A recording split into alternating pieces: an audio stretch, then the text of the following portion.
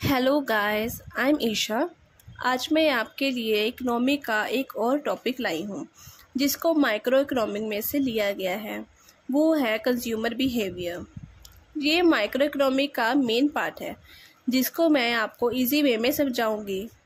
तो अगर गाइस आप सबने इकोनॉमिक्स के बारे में अच्छे से जानना है तो आप मेरे चैनल को लाइक और सब्सक्राइब ज़रूर कर दें ताकि आपके पास मेरी जो भी सारी वीडियोस हैं पूरी डिटेल के साथ टाइम टू टाइम आप तक पहुंच सके।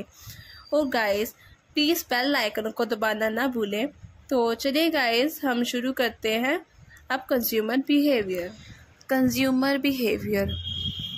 बिहेवियर में हम सबसे पहले कंज्यूमर के बारे में समझेंगे कि कंज्यूमर क्या होता है, इसका कंज्यूमर बिहेवियर के साथ क्या रिलेशन होता है। तो चलिए गाइस शुरू करते हैं। A consumer is one who buy goods and services for satisfaction of wants. मतलब जो कंज्यूमर होता है वो एक पर्सन को कहा गया है जो कि मार्केट से गुड्स एंड सर्विसेज को खरीदता है जिससे उसकी चाहतों की सेटिस्फिकेशन हो सके, जिससे उसकी सारी इच्छाओं की फुलफिलिंग हो सके। जैसे कि अब आपको ये पता चल ही गया होगा कि कंज्यूमर क्या होता है या ये किसे कहते हैं। तो चलिए अब हम कंज्यूमर की इम्पोर्टेंस को पढ़ते हैं। Importance of consumer. First point, create demand for various product. जो कंज्यूमर है वो अलग अलग प्रोडक्ट की डिमांड को क्रिएट करता है। जैसे अगर हम मान ले हमारे पास 3 कंज्यूमर्स हैं और 2 प्रोडक्ट्स हैं और तीनों कंज्यूमर की अपनी अलग अलग डिमांड है। जैसे कंज्यूमर ए को गेहूं चाहिए, कंज्यूमर सी को सिर्फ चावल चाहिए, पर जो कंज्यूमर बी है उसे गेहूं और चावल दोनों ही चाहिए। लेकिन जो शॉपकीपर है उसके पास सब लिमिटेड रिसोर्सेज से होते हैं, तो वो सभी कंज्यूमर्स की इच्छा को पूरा करने के लिए वे और भी रिसोर्सेज को अपने पास मौजूद करेगा ताकि उनकी इच्छा के अनुसार उनको वो प्रदान कर सके। एंड सेकंड पॉइंट है हमारा enhance services diversification. Apart from consumption of goods, consumers consume large variety of services also. मतलब कि जैसे कंज्यूमर डिमांड करेगा उसके अच्छे गुड्स के साथ साथ उतनी अच्छी सर्विस भी तो चाहिए ना उसे, ताकि वे उसे और डिमांड कर पाए। कंज्यूमर्स की कई तरह की डिमांड हो सकती है जिसके सर्विसेज उसे ज़रूरी है।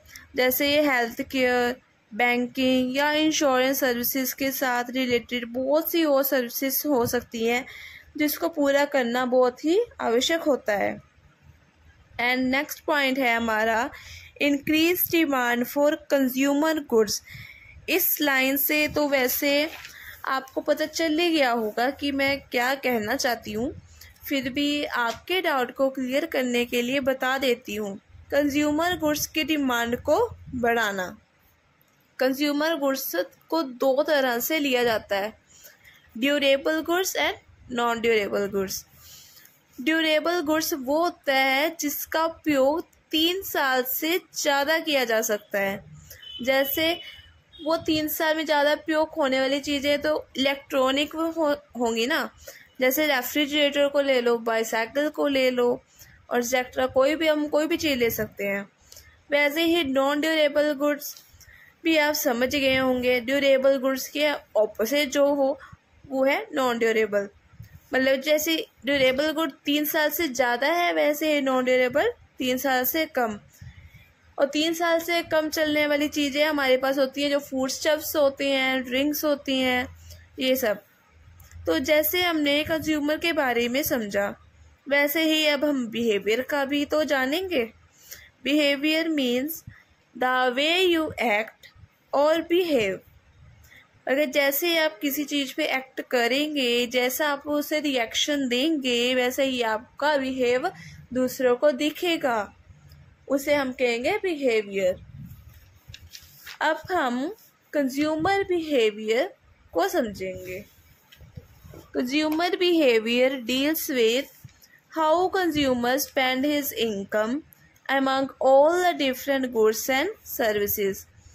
इसमें कंज्यूमर ये बताता है कि वो अपनी सारी इनकम को गुड्स एंड सर्विसेज में कैसे यूज़ करता है, मतलब कैसे अपनी सारी इनकम स्पेंड करता है। अब हम थोड़ा सा इस पर स्टडी कर लेते हैं। स्टडी ऑफ कंज्यूमर बिहेवियर ये दो तरह से होती है। एक होती है कार्डिनल यूटिलिटी अप्रोच एंड दूसरी ऑर्डिनल यूटिलिटी अप्रोच। वैसे तो इन दोनों पॉइंट्स को मैं अपनी फर्स्ट वीडियो में बता चुकी हूँ कि कार्डिनल का मतलब नंबर से होता है और ऑर्डिनल का मतलब प्रेफरेंस से। तो कार्डिनल यूटिलिटी अप्रोच को हम 2 पॉइंट्स में बता सकते हैं। पहला ये कि कार्डिनल को हमेशा नंबर में ही एक्सप्रेस किया जाता है, और दूसरा ये कि इसकी जो लॉ ऑफ डायमेंशिक मार्जिनल यूटिलिटी होती है। ओके, एंड नेक्स्ट है हमारा ordinal utility approach. Ordinal utility approach में भी बल्कि 2 पॉइंट्स हैं। पहला तो ये कि इससे प्रेफरेंस के अकॉर्डिंग एक्सप्रेस किया जाता है, और दूसरा ये कि इसमें इनडिफरेंस कर्व एनालिसिस मौजूद होते हैं।